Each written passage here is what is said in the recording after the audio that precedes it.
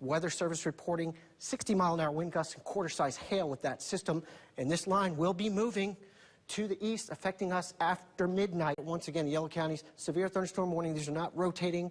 50, 60-mile-an-hour wind gusts and downpours with this system as well. There's another area down south of 81 towards Marion. And just because it's not picking up an echo doesn't mean it's not snowing. It's been snowing in Mercer County pretty much off and on all day long, and it's not really picking it up. So if you see the echoes there along the ridge tops, it's probably a snow squall. Our GOES 16 has satellite, very good resolution on the new technology, picking up the snow cover out there in Ohio. And the rest of the stuff that's moving, that's a cloud cover. A lot of people are going to be using these. The snow plow comes by your road, shovel to your right, or the plow comes by again, and it's going to put a lot more snow right back in your driveway. Then we got that snow possibly again on Monday night or Tuesday, so just be ready for it. The winter weather's looks like it's here to stay for a little bit. Here for you in Princeton, I'm Rob Martin in the rain, WVVA News.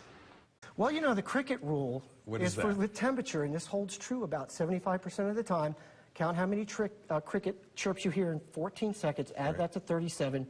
That's your temperature, and it's correct about 75% of the time. It's our teens, Rob, so hey, we can't complain about that, right? No, and then it only lasts a couple days. Look at that, by Friday we're up to 50. Oh, yay! Picking up the moisture off the Gulf, and then it's going to pick it up off the Atlantic as well. That is a recipe for a nor'easter. As the combined flow around both of those systems comes in, that is a recipe for a blizzard. Your social media pick. There are a lot of picks coming in. This is a Tail of the Dragon, Route 16 in Tazewell County, and they got the fall colors there and a little bit of snow. Beautiful pick. It's a beautiful road in and of itself. Here's an indication of what a 10 to 15 mile an hour breeze can do to your wind chill. Most of us in the teens, not much in the way of winds, but look up there at Beckley, -2. With a 10-mile-an-hour wind. So this is why we have that wind advisory. Welcome on this Sunday evening. We got our own advisory on tap, a winter weather advisory in place tomorrow evening at 7 p.m. for the counties listed there. Actually, they are shaded. Tazewell County, Mercer County, Summers County, and the western corner of Greenbrier County. Snow 2 to 4 inches possible late tomorrow night. Wind chills 5 to 10 degrees late tomorrow night into Tuesday morning.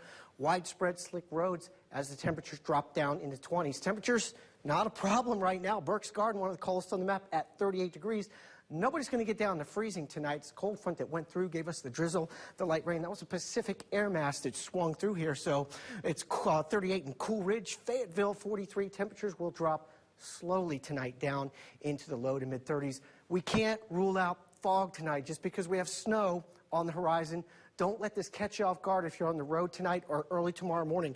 Richlands has a visibility of 0.3 of a mile, and there's a lot of terrain changes driving around here, especially when you drive down into the lower elevations. There could be some very dense fog out there all the way into the wee hours of the morning, including bus stop time tomorrow as well. But overall, most of the drizzle is starting to end, is starting to recede back to the east as our front finally starts to get on out of here. But we got another one on its heels. This is our next Alberta Clipper system coming out of Canada with the Arctic air mass on its heels, and the temperature contrast between the Pacific and the Arctic air is going to fuel this thing as it moves our way and picks up moisture off the Great Lakes. Here it is on our futurecast. Little L there, looking pretty innocent though, but it's got a cold front attached to it. As it swings down, it starts to pick up the cold air, dropping it down out of Canada across Lake Michigan, and behind that circulation, by the time we head tomorrow evening, around 8 to 10 o'clock, that's when the upslope snow showers are going to start affecting our region. The temperatures are going to drop, the winds are going to kick up. All these things are going to happen in tandem as the cold air continues to spill behind this thing. Looks like it'll peak sometime around midnight to 2 with some heavy snow squalls embedded in there with low visibility. So it's pretty strong as far as clippers are concerned. On the heels of it, as we head into late Monday night, the winds kick up to 20 to 30 mile an hour gusts, and we have wind chills down in the single digits until it gets out of here. So take a closer look at it. Just a few spotty showers, some light drizzle tonight as the thing gets out of here. A lot of cloud cover. That fog, don't forget about it because it catches you off guard. The upslope snow machine starts to kick in tomorrow, 7 o'clock.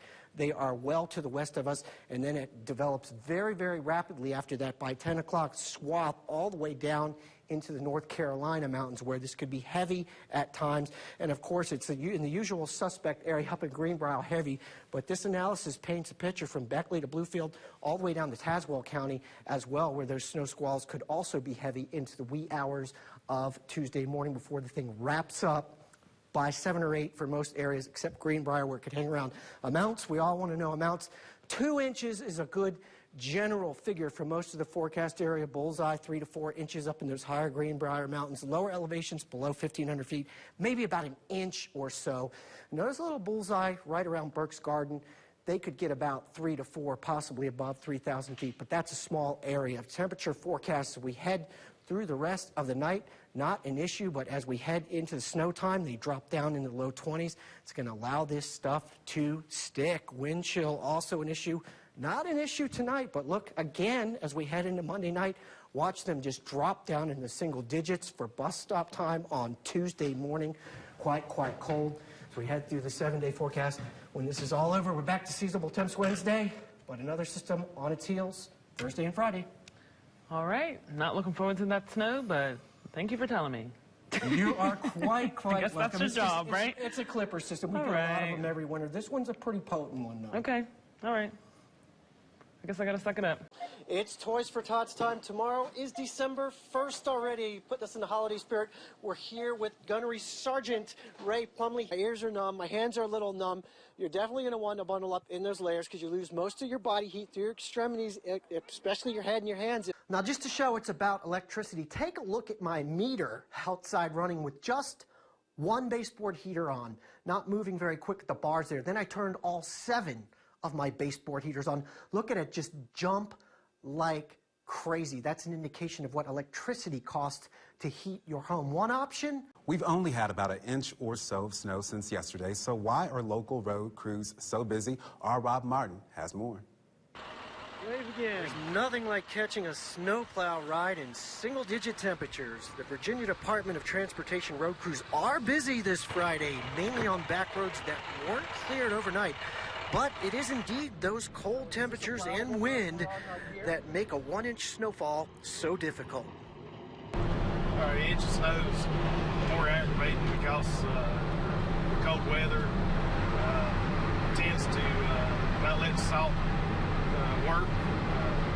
Usually it gets below 25 miles or 25 degrees. Salt doesn't work that great. And the inch of snow that we've had the last 2 days, wind's been blowing, just comes in squalls.